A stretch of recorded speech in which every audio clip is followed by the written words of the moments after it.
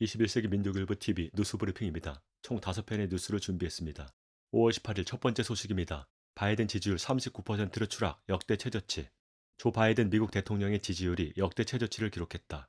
15일 미 정치 전문 매체 더 힐은 MBC가 실시한 여론조사를 인용해 바이든 대통령의 국정 지지율이 39%로 역대 최저치를 경신했고 응답자의 56%가 부정평가를 내렸다고 보도했다.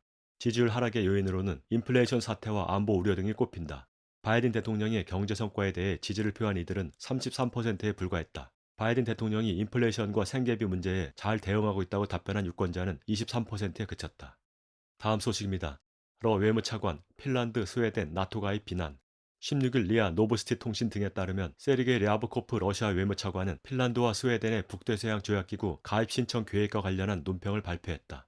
랴브코프 차관은 누구도 우리가 이를 순순히 받아들일 것이란 환상을 가져선 안 된다며 나토 본부인 브뤼셀은 물론 미국과 다른 나토 국가들도 마찬가지라고 경고했다. 이어 이는 큰 여파를 지닌 또 다른 중대한 실수가 될 것이라며 하지만 어쩌겠는가 관련국들에서 현재 정치적 결정을 내리는 사람들의 수준이 그 정도인 것을 이라고 비난했다. 앞서 옌스 스톨텐베르그 나토 사무총장은 핀란드와 스웨덴의 가입 절차를 앞당겨 신청 후 몇 주 내로 성사시키겠다고 밝혔다. 다음 소식입니다. 러 서구 하이브리드 전면전 맞서 중국, 인도 등과 연대 강화. 14일 세르게이 라브로프 러시아 외무장관이 서구의 하이브리드 전면전에 맞서 중국, 인도 등과 연대를 강화하겠다고 밝혔다. 라브로프 장관은 서방은 집단으로 우리에게 하이브리드 전면전을 선포했고 이것이 얼마나 오래갈지 예측하긴 어렵지만 모두가 예외 없이 그 결과를 느낄 것은 분명하다고 말했다. 그는 제재로 인해 러시아 외환 보유고 6,400억 달러의 거의 절반이 압류당한 상황이라고 설명했다. 이어 우리는 직접적 충돌을 피하려고 모든 것을 했지만 도전이 주어진 이상 우리는 당연히 이를 받아들인다며 서방이 러시아를 고립시키려는 노력은 실패할 수밖에 없다고 밝혔다.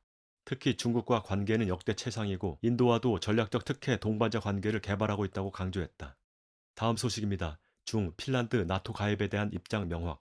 중국이 핀란드가 북대서양 조약기구 가입 신청을 공식화한 것을 두고 양국 관계의 새로운 요인이 될 것이라고 밝혔다. 16일 자오리젠 외교부 대변인은 기자회견에서 핀란드의 나토 가입과 관련해 유럽 안보 문제에 있어 중국의 입장은 일관되고 명확하다며 우리는 각국이 안보 불가분 원칙에 따라 서로 합리적인 우려를 존중하는 태도 위에서 대화와 판단, 공영, 지속 가능한 안보관을 구축하기를 바란다고 강조했다.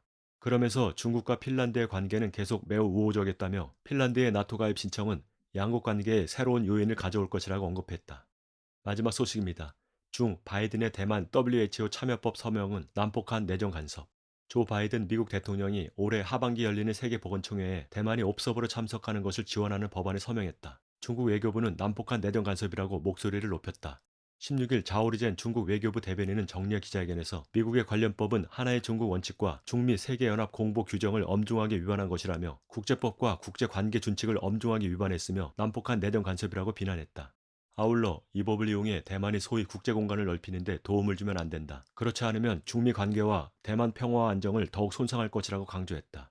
5월 18일 뉴스브리핑 마칩니다.